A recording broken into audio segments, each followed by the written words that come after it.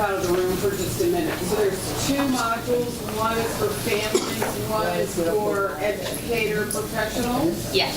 What is the reading level on the family? Can you talk to that? I want to say we did it, where is Amelia, 8th grade? Yes, ma'am. Eighth grade. Yeah, 8th grade. We hit 8th grade. Yep. It does read aloud, right? It does read aloud.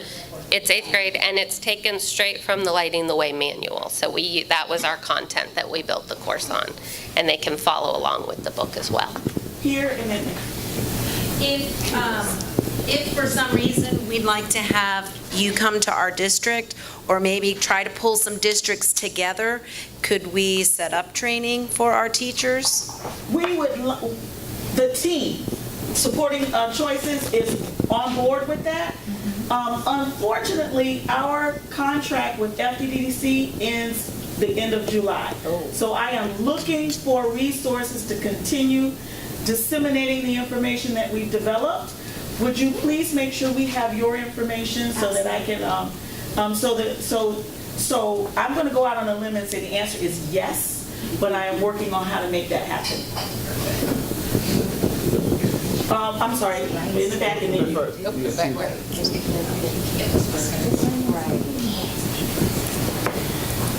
Mine is a general question. Well, actually, first, real quick, is there a Spanish version of this online module?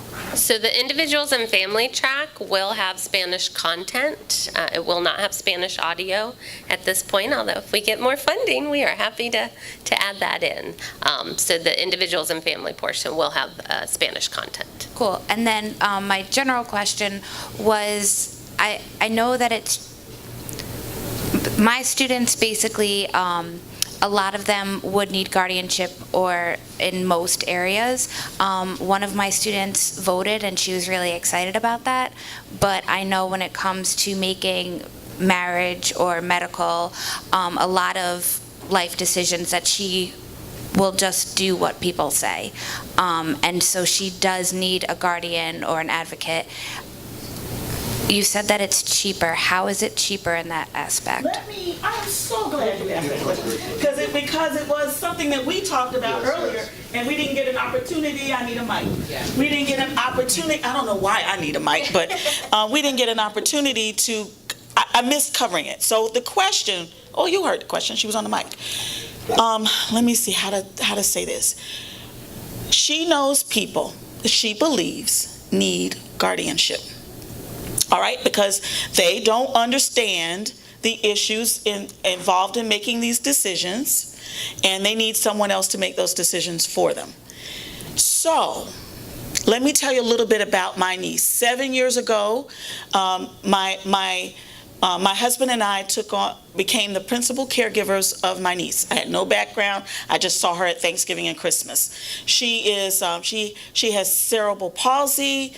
She is nonverbal. She communicates with smiles. She loves hugs. She does not turn over in the bed, cannot ambulate, requires 24-hour care. Do you think she needs a guardianship? I see you nodding yes. We've taken care of her for 7 years. We've made all of her decisions. We've never been in a guardianship court. I'm a guardianship attorney. I could go tomorrow and get guardianship on her. It is not necessary. Why?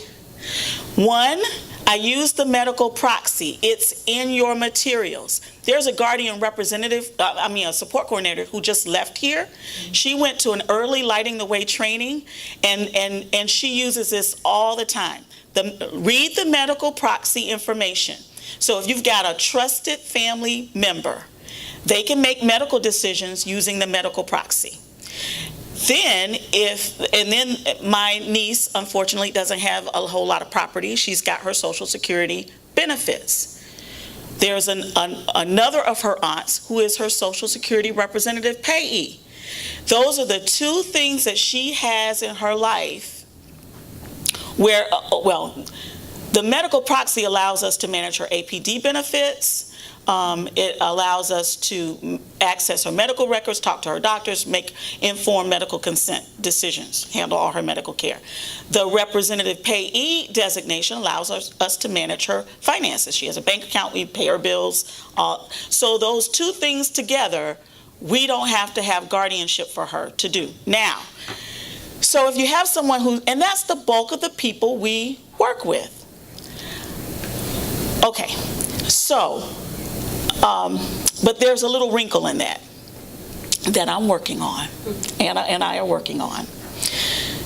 So ordinarily, my niece with significant disabilities doesn't need a guardian. But you know the one instance where she would need guardianship or guardian advocacy? If she were enrolled in school. She's 23, so she's not in school. So there's something fundamentally wrong with that picture. I can consent to her surgery. I can manage all of the resources, financial resources she has in the world, and I don't have to do that with a court order. But if I wanted to enroll her in school, I have to go to court and remove her rights, or go to court and have the court appoint me her guardian advocate. So what we are beginning to work on in a number of arenas is something called an educational proxy. The federal IDEA allows for that. Alabama uses it, and I am working really hard to get something like that in Florida.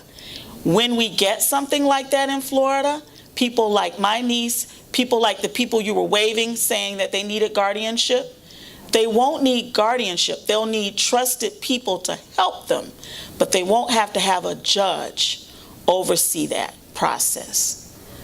Anybody want to ask me questions about what I just said? That's a whole lot. One there and then there. Okay, well, I probably don't need a mic, I'm very loud. I guess my question is, in the schools, they attend school until the age of 22. So at that point, we're not asking for guardianship. They're already enrolled with us. So at 23, she wouldn't be able to come back to school. So what type of program would you be looking for her? So what I was doing was trying to say that Destiny, my niece, really is involved with disabilities, and if she doesn't need a guardianship, then many of the people you're thinking about in your mind probably don't need guardianship. And really the only example that I can think of now is if there is a parent who wants to remain in the educational process, and the person like Destiny can't give her consent. That person's got to go to the guardianship court. I'm asking because I am at a center school setting. I am a staffing specialist at a center school setting where our children age out of the district at 22 years of age, if they choose. But I guess maybe how that would impact would be, I was thinking of deferment. Yeah, Destiny's not in school. Is that what you're asking? But if she wanted to go into a program, so like I taught early childhood ed at a community college, and I had a student with a traumatic brain injury who was in my program. So, but because she was over 22. Okay, so it might be post-secondary. I think I confused you by saying Destiny as an example. I only used her as to describe her level of disability. But if you made her 18, if we just said, let's pretend she's 18, right? That's what I was saying. That level of disability in a person who's 18, who's involved in the school system, that would be the only reason why they would have to get a guardianship, so that the parent could remain involved in the educational process. Because Destiny could never sign a power of attorney saying, I want my mom to be involved, or my aunt. She could never sign your consent form that said it's okay for this person to be at this IEP. She couldn't do that. So once you turned 18, in order for the person, legally for that parent to be involved, that parent would have to be a guardian or guardian advocate. Yes. I know there's a secondary question about the cost. Yes. You know, I know that we discussed it a little bit. Karen, jump in, because Karen's an attorney, but when we're talking about costs of guardianship, we talk a lot about the costs from the person's perspective when we're talking about how much it's going to cost them, and it's very restrictive. It is stripping people of their rights. And if you're looking at a guardianship, someone who is under a plenary guardianship in Florida it's very similar to what happens legally when someone goes to jail. okay? And they are intended to be used temporarily. That is not the experience that I think any of us have. And so what we're talking about is getting somebody's son or daughter into a guardianship at age 18 that will be there until they pass away, unless you have a very proactive parent and an endless bank account. Because certainly the other aspect of this is that guardianship is an ongoing watched process by the court. So that student will be legally, it's in the statute, they will have their own attorney. Then there is the guardian, so assuming it's a parent, then that parent needs to have another attorney, because obviously it's a conflict of interest question at that point. If that person, if that student doesn't have a parent or someone in their community that they can trust, then you might need a professional guardian, and they too need to eat. So now you have the student, and if they had any resources, it's now they have to pay an attorney. They also now might have to pay a guardian for their hours, who also needs to pay for an attorney, and guess where they come out of? They all come out of the estate of the person who's in a guardianship. This is ongoing until the guardianship is concluded. Every year there's annual reporting requirements. There's certain things, and if you have family members who cannot agree, and we see that a lot, that you have family members who have two different ideas about level of care or care-making decisions, people throw them in guardianship a lot immediately, and there are alternatives set up specifically for helping families mediate the needs with the person in mind, still very person-centered, so that guardianship is not the first option just because two people are fighting. And let me tell you that if two people are fighting in a lot of courts, the very first thing that the judge does is say, then nobody gets it, and we're going to put a professional guardian in, and now these costs go up and up and up. And most professional guardians are absolutely fabulous, but they've developed a program within our office that Mike back there runs, because sometimes they are not, we have questions about whether or not they're trustworthy. So I think, to Karen's point, just because someone has a higher level of need because of their disabilities, that does not necessarily mean that they need a guardianship. What we often ask is, what will change by putting in a guardian? What's going to be the difference by putting in a guardian? So I think that understanding that guardians are not caregivers. When you have a parent, they're often wearing multiple hats as caregivers, helping with certain service provision. Now you're adding guardian. They are legal decision makers. Legal decision makers. So does that person need that level of legal decision-making assistance? If they have an active family member who has been involved and wants to help, probably not. And what she just gave is a mini lighting the way. So the questions that you're asking about whether guardianship is suitable for an individual really can be answered if you go through that lighting the way course process. And to just abbreviate, basically what I'm saying is, really, if you've got a trusted person to help make decisions, there are alternatives. Medical proxy, power of attorney, that keep you out of the court and allow that person to have the help that they need. Back there and then up front. Right here. Oh, okay. I thought you just did one. No. I was going to piggyback on what she was saying. When we discuss our transition of rights with our students, and with our parents, we let them know legally at 18 that it is their decision. However, we always inform our parents, and they're always invited, unless the child expressly says they do not want them at an IEP meeting. And we kind of explain that to our students as well, and the repercussions of that, what that means. But there is also now in the law, and in a case for if your niece was still 18, we can't discourage them to invite anybody with knowledge or background of their of their student or of themselves to their IEP meeting. So they can legally invite anybody they wish to a meeting. So And as long as they don't- right. the point I was making about my niece is she is not capable of inviting anyone. And yet she would have been entitled to be in the educational system. She would have been entitled to be in school. Okay, I think the woman in the blue blouse right here, Janice. My question was, in the Lighting the Way course, are there links to the information that is in the appendices of the booklet, the declaration of medical proxy sample, and so if parents want to be able, like, Tara says she believes so, and we will check that and we will make sure that it is. that's It's always not a parent's first question is, okay, this is great, but how do I do that? Exactly. So, And behind you. And there's one, I'm sorry, I missed one up front and then in the back. Thank you. Good morning. I don't want to talk, but I just wanted to share a little bit. I find myself in a precarious situation.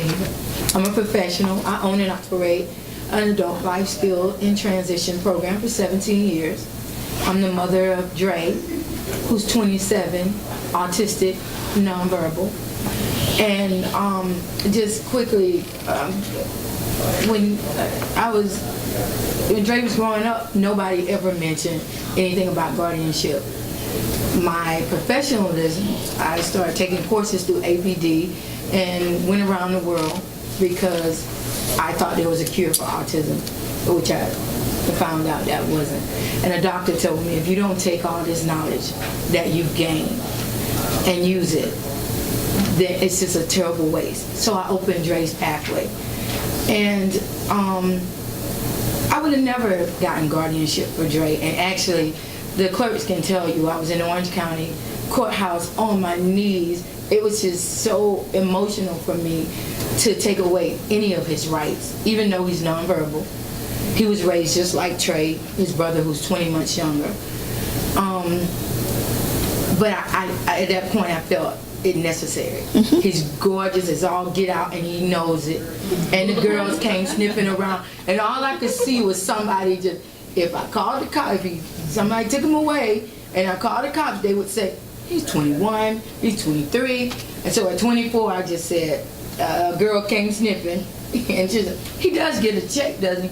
Well, he wasn't getting a check, but I felt like she could possibly take him somewhere, get him a check, and then, from the 2nd through the 30th, he'd be wandering around. So it was just really traumatic and emotional for me.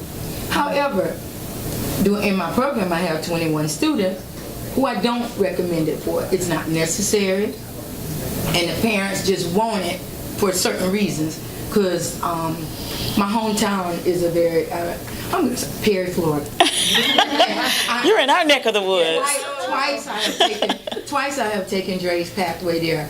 This last time in 2015, they lost the funding through for their Adults with Disabilities program. So somebody called me, do you still do what you do? I said, yeah. I took my program from Orlando to there, glad to be back home, trying to make a difference. And I realized that it's just, I'd rather deal with the students than the parents on any day, on any level. The students have way more sense. And, I'm born and bred there, so I'm not putting down my county. But I had to call Voc Rehab a number of times to report certain things. I would not recommend it unless it's absolutely necessary, but I have it over Dre. But I don't exercise it. I'm his advocate, not his, not his warden, and that's how I use it. I appreciate that perspective. I honestly do. I stand up and I teach about alternatives to guardianship, but guess what? I am guardian of record for over 170 people. So we are not here to say that guardianship is an awful, awful thing that should never be used. We just want to make sure it's used appropriately. And that's what you've described. You waited until there was a need. And when there's a need, I think that guardianship it should be used. So that's the message that we're trying to deliver. So I appreciate that you made us include that perspective. So there's so much that we definitely can't get it done in 4 hours. What we wanted to do was to introduce you to the resources to continue the process. And I think we've been able to do that. What do you think? Yeah. Thank you. So we would like you to translate the applause into an evaluation. It was just handed out to you now. We particularly ask you to write in the section that says what was helpful about this activity, to give that a little bit of thought, because as you heard, we're trying to keep this going. So, and make sure that this information gets to where it needs to be. Now, while you're doing that, you're also going to get a post test, all right? And please complete that as well. And finally, we want you to have lunch. The lunch will be in the lobby.